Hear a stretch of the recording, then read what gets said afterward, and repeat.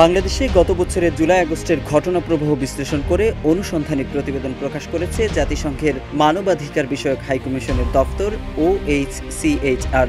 114 পৃষ্ঠার এই প্রতিবেদনটি 12 ফেব্রুয়ারি জেনেভা থেকে আনুষ্ঠানিকভাবে প্রকাশ করা হয়েছে। গত জুলাই ও আগস্টে ছাত্র জনতার আন্দোলন দমন করতে ক্ষমতাচ্যুত প্রধানমন্ত্রী শেখ হাসিনা বিভিন্ন পরিকল্পনা করেছিলেন। শেখ হাসিনার এসব পরিকল্পনার বিষয়ে বেশ কয়েকজন ঊর্ধ্বতন কর্মকর্তা জাতিসংঘের ফ্যাক্ট ফাইন্ডিং দলকে গুরুত্বপূর্ণ তথ্য দিয়েছেন। পরিকল্পনার বিষয়ে ঊর্ধ্বতন এসব কর্মকর্তারা জাতিসংঘের তদন্ত দলকে জানিয়েছেন, গত 10 জুলাই রাতে শেখ হাসিনা ডিজিএফআই এর মহাপরিচালককে ছাত্র নেতাদের সঙ্গে গোপনে আলোচনার অনুমতি দিয়েছিলেন। 16 জুলাইয়ের পর হাসিনা ডিজিএফআই এর পাশাপাশি আন্দোলনকারীদের সঙ্গে সমঝোতার জন্য বেসামরিক উচ্চপদস্থ কর্মকর্তাদের যুক্ত করেন, যাদের মধ্যে সাবেক আইনমন্ত্রী, শিক্ষামন্ত্রী এবং তথ্য প্রতিমন্ত্রী ছিলেন। রান্নায় আমার ভালোবাসা Jamuna gas stove. Jamuna gas stove, আধুনিক, নিরাপদ ও দীর্ঘস্থায়ী।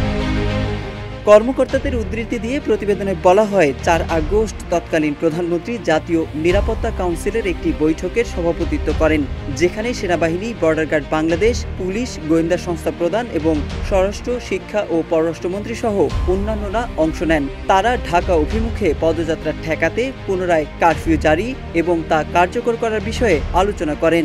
একই দিন আরেক বৈঠকে সবাই একমত হন যে আন্দোলনকারীদের ঢাকায় প্রবেশ ঠেকাতে সেনাবাহিনী ও বিজিবি পুলিশের সঙ্গে যৌথভাবে মোতায়েন থাকবে এবং দরকার হলে করা হবে বল প্রয়োগ।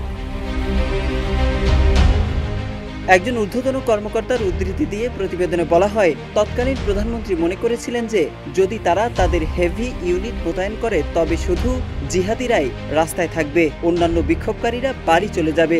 শেখ হাসিনা এবং প্রধানমন্ত্রীর কার্যালয়ের বেশ কয়েকজন ঊর্ধ্বতন কর্মকর্তা নিয়মিত ঊর্ধ্বতন নিরাপত্তা কর্মকর্তাদের সঙ্গে ব্যক্তিগতভাবে এবং ফোনে যোগাযোগ করতেন। কর্মকর্তারা জানান, শেখ হাসিনা প্রতিদিন নিরাপত্তা কর্মকর্তাদের কাছ থেকে বিক্ষোভ সম্পর্কে প্রতিবেদন পেতেন এবং 3টি গোয়েন্দা সংস্থা ডিজিএফআই, এনএসআই ও পুলিশের বিশেষ শাখা এসবি সরাসরি তাকে রিপোর্ট দিত।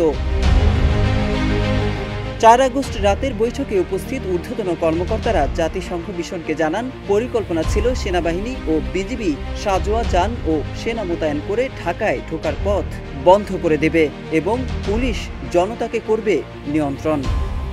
মোহাম্মদ সাইফুল ইসলাম, ইত্তেফাক।